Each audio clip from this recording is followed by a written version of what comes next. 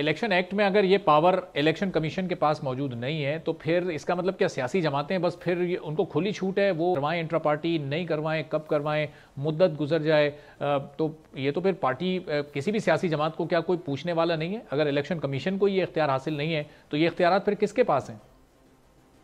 देखिए, अगर कोई ये मेंबर्स के पास होते हैं। हर जो पॉलिटिकल पार्टी है वो एक्चुअली एक इंडिपेंडेंट, वो कोई पब्लिक की नहीं है, गवर्नमेंट की नहीं होती।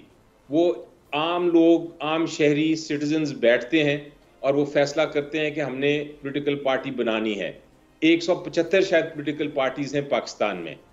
175 पॉलिटिकल पार्टीज मुख्तलिफ लोगों ने मिलके अपने हम ख्याल लोगों को मिला के कहा है कि हम बनाएंगे।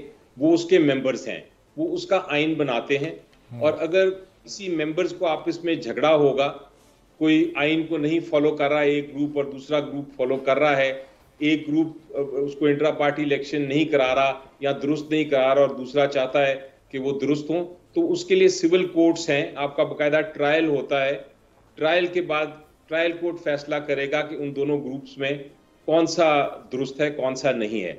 इलेक्शन कमीशन ऑफ पाकिस्तान को रेगुलेटर नहीं बनाया पार्टी का, क्योंकि अगर election commission of Pakistan parties को रेगुलेट करना शुरू हो गया तो फिर पॉलिटिकल पार्टीज की आजादी तो खत्म हो गई, फिर इंडिपेंडेंस तो खत्म हो गई, फिर तो पॉलिटिक्स ही खत्म हो गया। सही। किसी भी पार्लियामेंट्री तो फिर अली साहब, ये इलेक्शन कमीशन ने जब आप लोगों को 20 दिन का वक्त दिया कि आप 20 दिन के अंदर अंदर ये इंट्रा पार्टी इलेक्शन करवाएं, नहीं तो फिर आप इलेक्शन से ज़ाहिर आउट हो जाएंगे, तो फिर आपने क्यों करवाया? उस वक्त इलेक्शन कमीशन की बात को फिर आप लोगों ने क्यों माना जब उनके पास इख्तियार ही नहीं? अच्छा सवाल है, बहुत अच्छा सवाल है। आप थोड़ी देर 20 दिन पहले चले जाएं कि एकदम अचानक शेड्यूल आने वाला है, बल्कि आ रहा है शेड्यूल इलेक्शन का, उसके ऊपर सिर्फ कुछ दिन रह गए हैं और इलेक्शन कमीशन ऑफ पाकिस्तान आपको उसे कहता है कि भाई आप 20 दिन में इलेक्शन कराएं, आपके पहले इलेक्शन में वो वैलिड नहीं है, अगर आपने ना कराया तो हम आपको सिंबल नहीं देंगे और आपको डिसफंक्शनल कर देंगे। अब उस सिचुएशन में हमारे पास दो चॉइसेस थी। एक चॉइस तो ये थी कि हम इसको अपील करें, लेकिन और ये भी साथ कहें कि हम इलेक्शन कमीशन को नहीं मानते फिलहाल और हम इलेक्शन ना कराते, तो एक बड़ा जेन्युइन सा एक्सक्यूज हो जाता इलेक्शन कमीशन ऑफ पाकिस्तान के पास। वो सिंपली एक लाइनर ऑर्डर पास करते और कहते हमने आपको पहले ऑर्डर दे दिया था, आपने उसकी कंप्लायंस नहीं की, 20 दिन में आपको हमने एक चांस दिया था इलेक्शन कराने का, आपने नहीं कराया, इसलिए हम आपको ना है आपका सिंबल नहीं लेते और आपसे सारा कुछ वापस ले लेते हैं, आपको इलेक्शन में हिस्सा लेने की इजाजत नहीं है।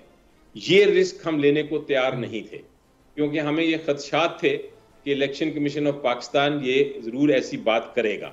तो हमने फैसला किया कि हम पहले ऑर्डर को भी चैलेंज करेंगे, लेकिन हम इन द मीन टाइम, उसकी जजमेंट पता नहीं कब आती है, हम इन द मीन टाइम अपने इलेक्शन दोबारा करा देते हैं ताकि कोई एक्सक्यूज ना रहे इलेक्शन कमीशन ऑफ पाकिस्तान के पास। हम उनका ऑर्डर नहीं मानते, पहला भी हमने उसको चैलेंज किया और हमने कहा, मैंने खुद टीवी प्रोग्राम्स पे आके कहा, लेकिन साथ मैंने ये एडवाइस की कि उसके बावजूद कि हम इसको नहीं मानते, इतने करीब आ गए इलेक्शन और 20 दिन का सिर्फ टाइम दिया है, तो हम करा लेते हैं इलेक्शन ताकि ये जवाब भी ना रहे इलेक्शन कमीशन ऑफ पाकिस्तान के पास। सब्सक्राइब करें और बेल दबाएं ताकि कोई खबर रह न जाए।